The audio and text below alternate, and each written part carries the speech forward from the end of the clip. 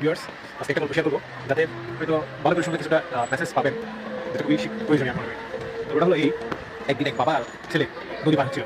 নদী পার হওয়ার সময় বাবার ঝড়ের কবলে পড়ে তাদের নৌকা ডুবে গেছিল। তাৎক্ষণিকভাবে তারা একটা দ্বীপে গিয়ে আশ্রয় নেই। আশ্রয় নেওয়ার পর এখানে তারা শুধু তাই ছিল।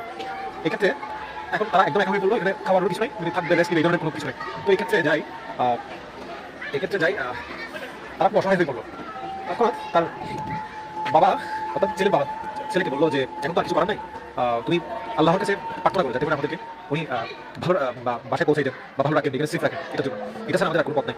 তাৎক্ষণিকভাবে বাবাও প্রার্থনা করলো, ছেলেও প্রার্থনা করলো। তো ছেলে প্রার্থনা করলো আল্লাহর কাছে যে আল্লাহ আমরা এখন অসহায়, আমাকে কিছু খাবার দেন। তাৎক্ষণিকভাবে কিছু ফলমূল চলে আসলো এবং সাগরের কিছু মাছ তারা খাইলো, খাওয়ার জন্য উপক্রম হলো, খেলো।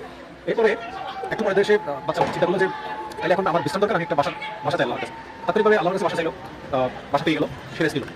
এরপরে সে চিন্তা করলো যে আমি যখন আল্লাহর কাছে সবকিছুই চাচ্ছি, আমি একটা নৌকা চাইতে পারি যেটা আমি আমার বাসায় চলে যাবো। সে একটা নৌকা চাইলো এবং তাৎক্ষণিকভাবে সে পেয়ে গেল। পাওয়ার পরে সে নৌকাতে উঠে বসলো এবং বাড়ির দিকে রওনা দিয়ে সে যেতে লাগলো, সে একা যেতে লাগলো। হঠাৎ করে একটা আওয়াজ এসে তাকে জিজ্ঞেস করলো যে তুমি একা কেন, তোমার বাপ তখন সে উত্তর দিল হয়তো আমার বাপ কোনো পাপ করেছে, বিদায় তিনি আসতে পারেন না, তিনি উঠতে পারেন না, তাই হয়তো আল্লাহ তাকে রেখে দিয়েছে। তো সে এই আনন্দে সে যেতে লাগলো। কিন্তু ওই আওয়াজটা একটু পরে আবার আসলো। আসি বললো তুমি কি জানো যে তুমি কি জানো যে তোমার বাপ কি চেয়েছে দোয়ার মধ্যে? ছেলে বললো না, আমি জানি না। তিনি চেয়েছেন যে তুমি যা চাও আল্লাহর কাছে, যা চাও তিনি আল্লাহর কাছে দোয়া করে চেয়েছেন, তোমার বাপ আল্লাহর কাছে দোয়া করে চেয়েছেন যে যাতে করে তুমি আল্লাহর কাছে যা চাও তুমি যেন তাই পাও। ওই প্রেক্ষিতেই তুমি আল্লাহর কাছে যা চাচ্ছ তাই পাচ্ছ। এটা একটা মেসেজ, এটা একটা শিক্ষণীয় গল্প। আমরা এই গল্প থেকে অনেক কিছু শিখতে পাই। আসলে আমরা ছেলেরা যখন আসলে সাকসেস হয়ে যায়, সফল হয়ে যায়, আমরা পিছনটা ভুলে যাই। আমাদের পিছনে কি ছিল, আমরা খাদ্য কোথায় এসেছি বা কিভাবে আমরা সফল হয়েছি এটা আমরা ভুলে যাই। আমাদের পিছনটা কেমন ছিল, আমাদের এগিয়ে যাওয়াটা কারা ছিল আমরা ভুলে যাই। যারা কোনোভাবে সফল হয়েছি আমরা বলি যে আমাদের জন্য কিছু করে। আসলে মা বাবার দোয়াই আমরা সফল হই। আমরা বিভিন্ন ভালো জায়গায় যাই, আমরা ভালো কিছু করতে পারি। মা বাবা আসলে প্রত্যেকের জন্য দোয়া করেন।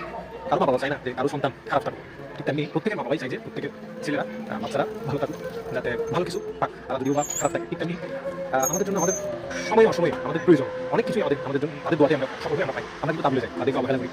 যখন তাদের প্রয়োজন পড়ে তখন আমরা তাদেরকে অবহেলা করি এবং ভুলে যাই যে তাদের দোয়াতে আমরা কোথায় এসেছি।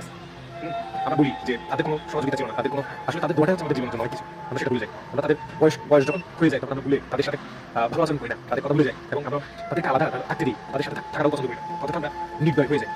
এটা আসলে ঠিক না। এই গল্প থেকে আমরা এই শিক্ষা দিতে পারি যে মা বাবা আমাদের জন্য আসলেই প্রকৃতপক্ষেই দোয়া করেন। আমরা তখনই বুঝতে পারি যখন তাদেরকে হারাই। সুতরাং যাদের কাছে রিজিক আছে, আল্লাহ আপনাদের রিজিককে বরকত দিবে। যতক্ষণ আপনি তাদেরকে দেখবেন, তাদেরকে ভালোবাসবেন, তাদের যত্ন নেবেন। ধন্যবাদ। আসসালামু আলাইকুম।